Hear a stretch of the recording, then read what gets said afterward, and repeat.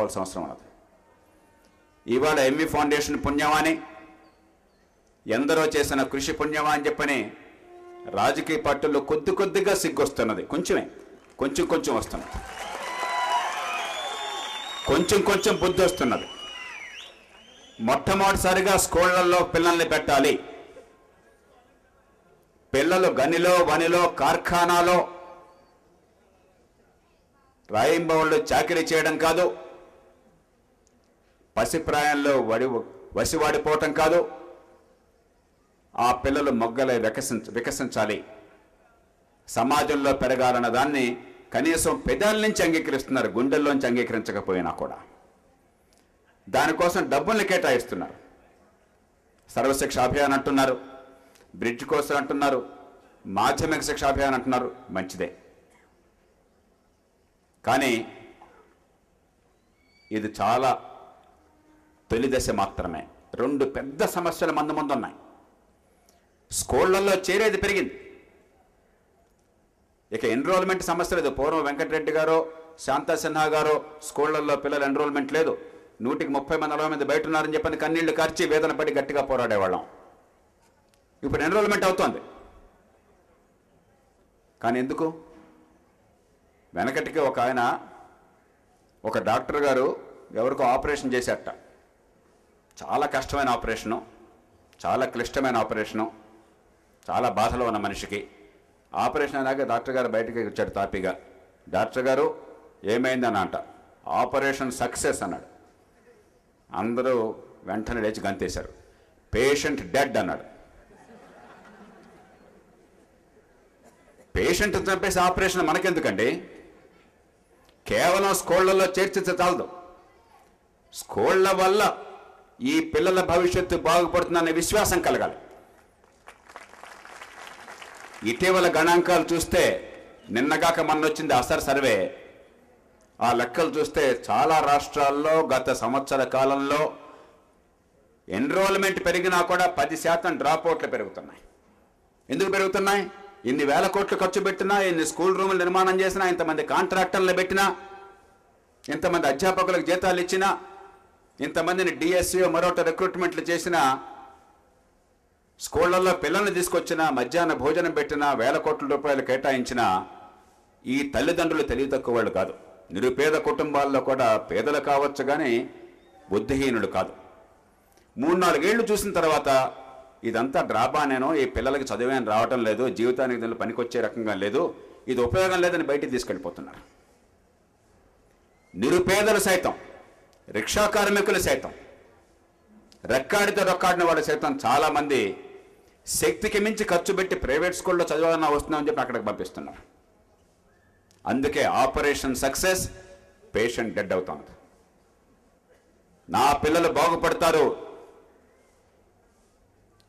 నేను మారుమూల కుగ్రామంలో ఉన్న నిరుపేద రైతునైనా, వ్యవసాయ కూలినైనా, నా బిడ్డ కలెక్టర్ కొడుకుతో సమానంగా పోటీ పడగలదు. రేపు పొద్దున తెలివితేటలు ఉన్నాయి కాబట్టి చదువుకునే అవకాశం దక్కింది, బిడ్డ తెలివితేటలు బయటపడతాయన్న నమ్మకం ఈ దేశంలో ప్రతి ఒక్కళ్ళు కలిగించకపోయినట్టయితే, ఊరికే మనం కబుర్లు కాకమ్మ కథలు చెప్పినట్టయితే స్కూళ్లలో తల్లిదండ్రులు ఉంచినా పెద్ద ప్రయోజనం లేదు.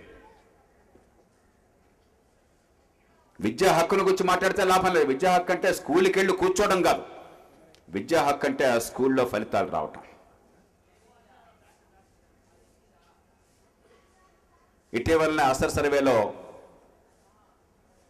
7వ సంవత్సరం అనుకుంటాను వరుసగా, 2005లో మొట్టమొదటిసారిగా వాళ్ళు సర్వే తీసినప్పుడు ఢిల్లీలో ప్రణాళికా సంఘం ఉపాధ్యక్షుడు మాంటెక్ సింఘాలు వాళ్ళే నేను మీ ఇద్దరం కూడా దాన్ని వెలువరించాం.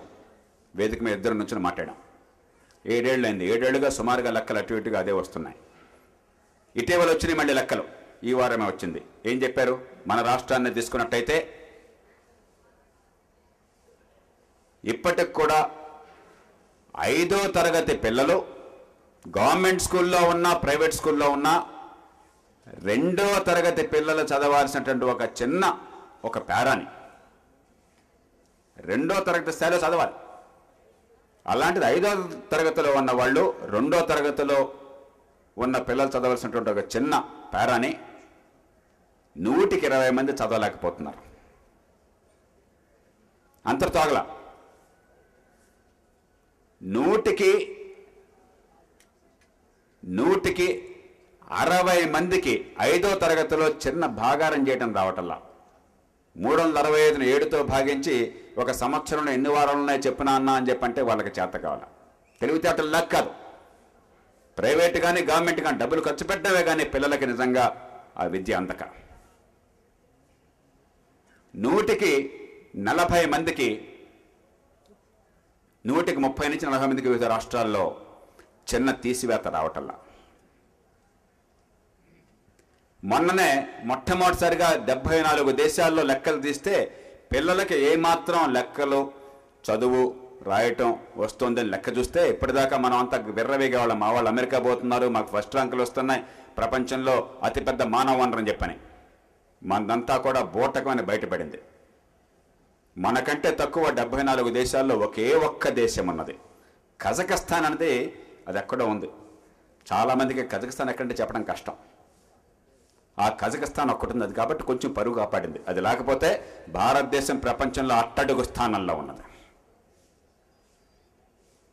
కాబట్టి పోరాటంలో మొదటి మెట్టులో విజయం సాధించాం. కనీసం దీనికోసం నిధులు కేటాయించటం, ఈ పిల్లలకి గనిలో వనిలో కార్ఖానాలో ఒళ్ళు వంచి పనిచేయడం కాదు, వాళ్ళ బుద్ధి వికసించడం కోసం ఆహ్లాదంగా ఆడుకుంటూ పాఠాలు నేర్చుకునే హక్కు ఉన్నదన్న విషయాన్ని ఈ సమాజం గుర్తించేందుకు ఏర్పాట్లు చేశాం. కానీ దానివల్ల ఫలితాలు వచ్చేందుకు రెండవ పోరాటం చేయాల్సిన అవసరం ఉన్నది. ఫలితాలు రావాలి. ఈ బిడ్డల శక్తి సామర్థ్యాలు వికసించాలి. ఆపరేషన్ విజయవంతమై పేషెంట్ చచ్చిపోతే లాభం లేదు. మారుమూల కుగ్రామంలో ఉన్న నిరుపేద బిడ్డ ఓ కలెక్టర్ కొడుకుతో మంత్రి కూతురుతో పోటీ పడగలగాలి. నేను పుట్టిన కులం వల్ల, పుట్టిన కుటుంబం వల్ల, పుట్టుకతో వివక్ష వల్ల, పేదరికం వల్ల నా బతుకింతే, నా బిడ్డ బతుకింతే. ఎన్ని కబుర్లు చెప్పినా కూడా గొప్పోళ్ల పిల్లలు గొప్పోళ్లే, బేదల పిల్లలు బేదలే అనే అసమానతలు తొలగకపోయినట్టయితే ప్రజాస్వామ్యానికి ఓటు హక్కు అర్థం లేదు. ఆ పోరాటంలో విజయం సాధించాలంటే 3 కావాలి. 1, ఈ అద్భుతమైన ప్రక్రియ ద్వారా బయటకు వచ్చే మణిదీపాల్లో వెలుగొద్దుతున్న మీరంతా కూడా మనలాంటి వాళ్ళు మరో 100 మంది అక్కడున్నారు. ప్రతి ఒక్కళ్ళం మరో 10 దీపాలు వెలిగిద్దామని పూనుకోవాలి. నాకే కనుక ఈవేళ అవకాశం ఉంటే, గుండె ఎదురులోతుని చెప్తున్నాను, అవకాశం ఉంటే అన్నీ పక్కన పెట్టేసి ప్రతి బిడ్డకి చదువు అందించడం కోసం జీవితాన్ని అంకించడానికి 100% సిద్ధంగా ఉన్నాను. ఇంతకంటే పవిత్రమైన కర్తవ్యం ఇంకోట్లేదు. ఇంతకంటే మనసుకు ఆనందం కలిగించేది, ఈ సమాజాన్ని మార్చేది, మనందరినీ సకలంగా నిలబెట్టేది మరో గొప్ప కార్యం మరొకటి లేదు. వినమ్రంగా చేతులు జోడించి అర్థిస్తున్నాను. జీవితంలో ఈ కష్టం తెలిసిన వాళ్ళు, ఈ బాధ పడ్డవాళ్ళు, మీ కష్టం మీ స్వయం కృషి కొద్దీ, ఎంవి ఫౌండేషన్ వారి తోడ్పాటు కొద్దీ, ఈ సమాజంలో 10 మంది ప్రోత్సాహం కొద్దీ, ఈ ప్రభుత్వాలు ఆలస్యంగా నా కళ్ళు తెరవటం వల్ల ఆ పేదరికం కోరల నుంచి, అజ్ఞాన అంధకారం నుంచి బయటపడ్డవాళ్ళు, ఆ కష్టం ఏంటో తెలిసిన వాళ్ళు మీకు ఎవరు చెప్పక్కర్లా.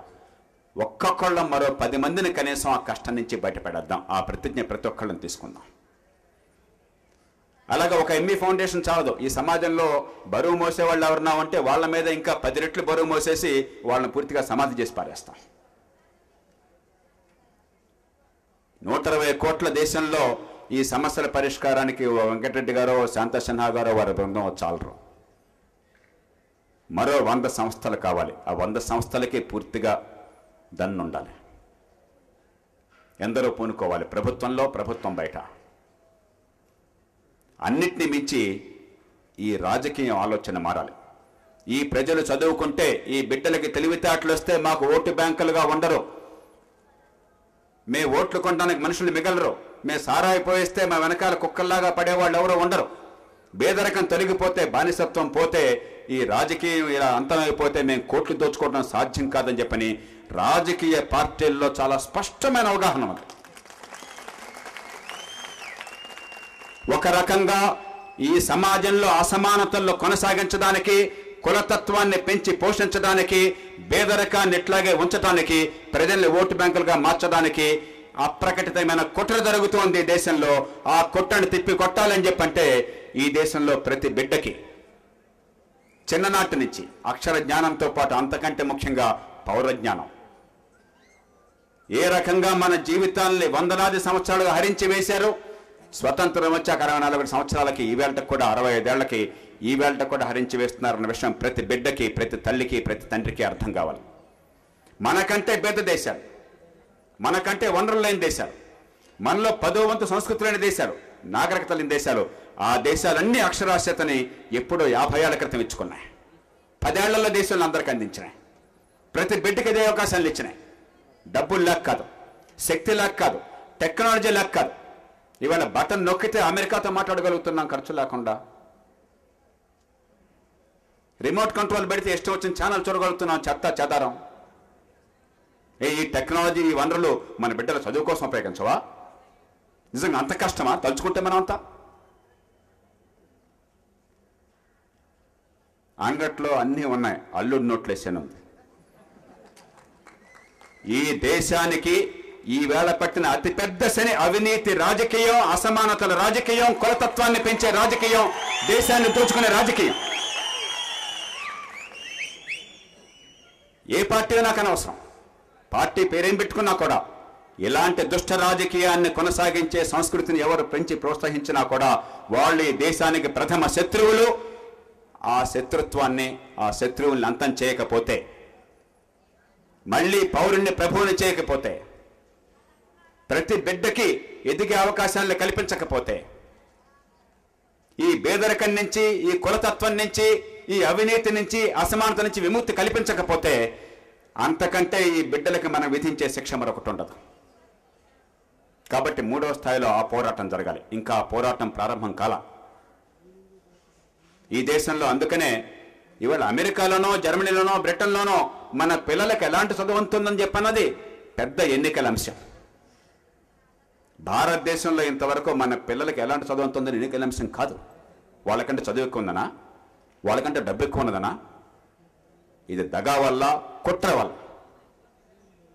డబ్బున్న వాళ్ళ పిల్లలతో, అధికారం ఉన్న వాళ్ళ పిల్లలతో, చదువున్న వాళ్ళ పిల్లలతో మిగతా పిల్లలు పోటీ పడతారన్న భయం వల్ల సామాన్యుల పిల్లలు ఎదిగినట్టయితే, వీళ్ళు ఆ విద్యతను జీవితంలో అన్ని రంగాల్లో చూపెట్టినట్టయితే వీళ్ళ కుట్రలు, వీళ్ళ దగాలు, వీళ్ళ మోసాలు, వీళ్ళ దోపిడీలు, అవినీతి కొనసాగమన్న భయం చేత ఉన్న సమాజాన్ని అట్లాగే కొనసాగించాలని చెప్పని ప్రజల్ని బిచ్చగాళ్లుగా మార్చి మాటలు చెప్పే మారుస్తున్నారు.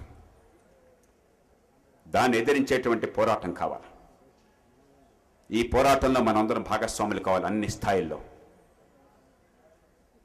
ఈ పోరాటంలో మిమ్మల్ని భాగస్వాములు కమ్మని కోరక్కర్లేదు. ఎందుకంటే మీ పోరాటంలో మీరెప్పుడో ఇంకా ఊహ తెలియనప్పుడే, చిన్ననాడే మీరంతా భాగస్వాములు అయ్యారు. దగాపడ్డ తమ్ముళ్ళైనా, సమాజం ద్రోహం చేసిన ఆత్మస్థైర్యంతో, కొంతమంది విజ్ఞులిచ్చిన అండతో మీరు జీవితంలో దీపాలను వెలిగించుకున్నారు. అంతటితో ఆగితే చాలదు, మిగిలిన వాళ్ళ విముక్తి కావాలని చెప్పంటే మరింత పెద్ద పోరాటం కావాలని గుర్తు చేయడం మాత్రమే నా కర్తవ్యం.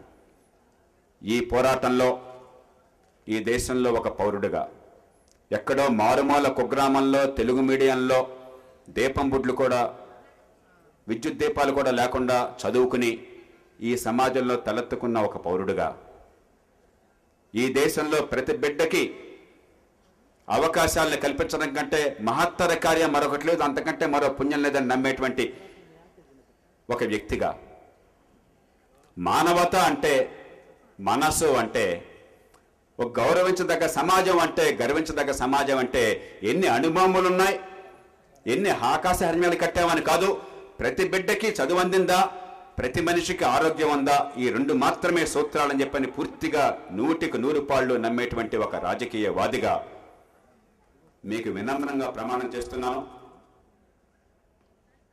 మీ అందరితో కలిసి ఈ గొంతులో ప్రాణం ఉన్నంత దాకా ఈ దేశంలో ప్రతి బిడ్డకి విద్యను అందించే అవకాశాలు కల్పించడం కోసం కృషి చేస్తానని చెప్పని మనపూర్వకంగా ప్రతిజ్ఞ చేస్తూ, మీ అందరికీ మరోసారి అభినందనలతో పాటు నిరాశతో నిండుకున్నటువంటి సమాజంలో ఆత్మస్థైర్యము, సమాజం పట్ల భవిష్యత్తు విశ్వాసాన్ని కలిగించేంత గొప్ప పోరాటాన్ని చేసి